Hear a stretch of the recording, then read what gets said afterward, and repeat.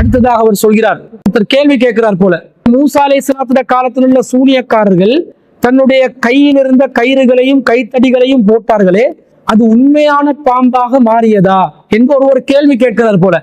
அதுக்கு அவர் என்ன பதில் சொல்றாருண்டா, அது பாம்பாக மாறுவதும் மாறாமல் இருப்பதும் அல்லாஹ்வின் கையில் உள்ளது என்றார். என்ன கேள்வி கேட்கிறாங்க, இவர் என்ன பதில் சொல்றாரு, அவர் சொல்றதை கொஞ்சம் கேளுங்க. மூசா நபி காலத்தில் சூனியத்தால் கயிறு பாம்பாக மாறியதா? மூசா நபி காலத்துல சூனியத்தால் கயிறு பாம்பாக மாறியதான்னு கேட்குறீங்களே, அந்த மாறுறது மாறாமைக்கு அல்லாஹ் கையில் இருக்குது. அல்லாஹ் அந்த நேரத்தில் மாற வைக்க இல்லை. ஏற்கனவே அவன் சூனியக்காரா இருந்ததுனால அல்லாஹ் சூனியக்காரன் நல்லா சொல்றான். அப்ப அல்லாஹ் சூனியக்காரர்கள் அல்லாஹ் சொல்றதுனால அவங்க சூனியம் செஞ்சாங்கன்னு தானே அர்த்தம். சூனியம் செய்யாதவர்கள் அல்லாஹ் சஹரான் குர்ஆன்ல பயன்படுத்தானா, சூனியக்காரர்கள் சுஜூதில் விழுந்தார்கள். அப்ப சூனியக்காரர்கள் சுஜூதில் விழுந்தா மனிதர்கள் என்று அல்லாஹ் சொல்லலாமே. அப்ப அல்லாஹ் விளையாட்டுக்க பேசுறான். சூனியக்காரர்கள் கூட அதை பொய் என ஒப்புக்கொண்டு இஸ்லாத்தை ஏற்றுக்கொண்டான்.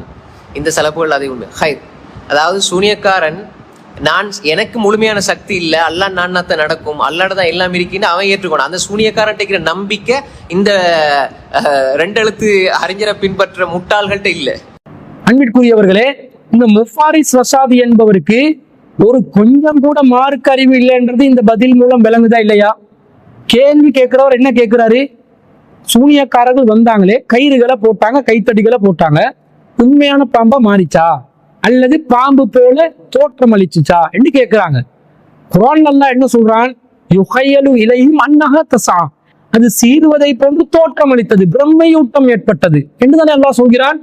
அல்லாஹ் சொன்ன பதில சொல்லாம இவர் என்ன சொல்கிறார், அது பாம்பாக மாறுவதும் பாம்பாக மாறாமல் இருப்பதும் அல்லாஹ்வின் கையில் உள்ளது.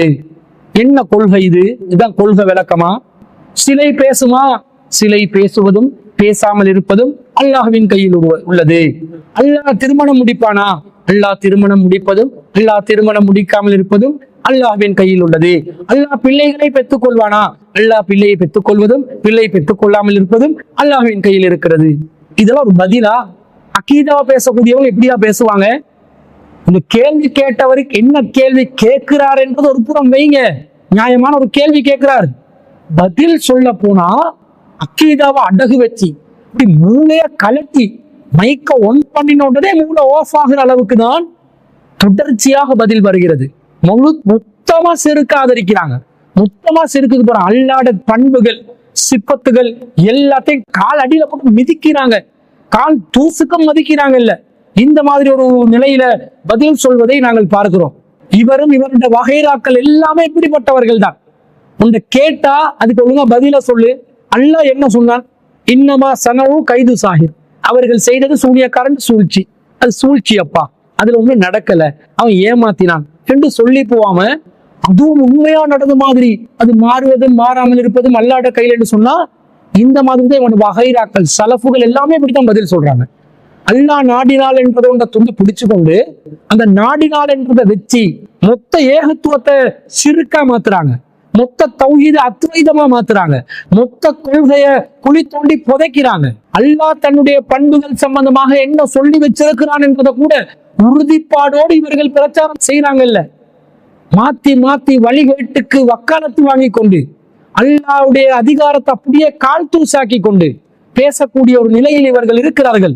இப்போ ஒருத்தன் உதாரணமாக வைத்துக் கொள்ளுங்கள், ஒருவன் சூரியனை வணங்குகிறான். அவனிடம் நீங்க ஏன் சூரியனை அல்லாஹ்க்கு சமமா வச்சு வணங்குறீங்க, ஷிர்க் செய்யாதீங்க என்று சொன்னா அவன் என்ன சொல்றான், சூரியனுக்கு சுயமான ஆற்றல் இருப்பதாக நினைத்து வணங்கவில்லை.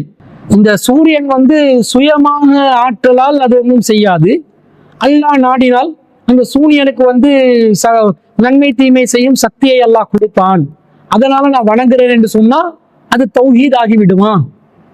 இதை புரிஞ்சு கொள்ள முடியாதவங்களுக்கு அவுலியாக்கள் கிட்ட ஒருத்தன் போய் குழந்தை கேட்கிறான், இந்த அவுலியா இவருக்கு குழந்தை கொடுப்பாரா? அவுலியாவா தானா கொடுக்க மாட்டாரு, அவருக்கு அந்த சக்தி இல்லை, அல்லாஹ் நாடினால் அவுலியா மூலம் கொடுக்க வைப்பான் என்று சொன்னா அப்ப அந்த அவுலியா கிட்ட போயிட்டு குழந்தை கேட்கறது ஷிர்க் இல்லைன்னு ஆகிவிடுமா?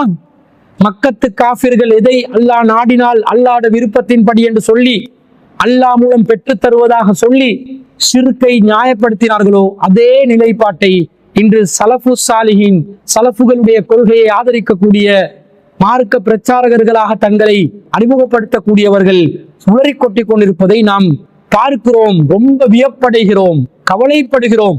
இந்த மாதிரி வழிகட்ட நிலையிலிருந்து அல்லாஹ் நம்மை பாதுகாத்தான் என்பதை நினைத்து இறைவனுக்கு நாங்கள் நன்றி செலுத்துகிறோம்.